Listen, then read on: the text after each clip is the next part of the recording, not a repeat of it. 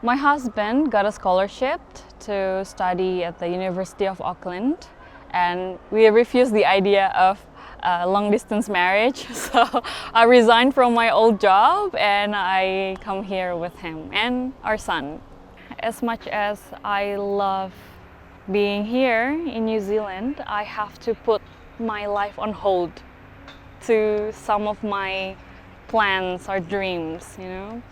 And I didn't know it was gonna be this hard, you know. I feel like I'm left behind compared to my peers, and I wish I could be more proud of myself at this moment by, you know, just being able to do my best in the circumstances that I'm given. And at this moment, I'm trying to be, you know, as kind as I can to myself.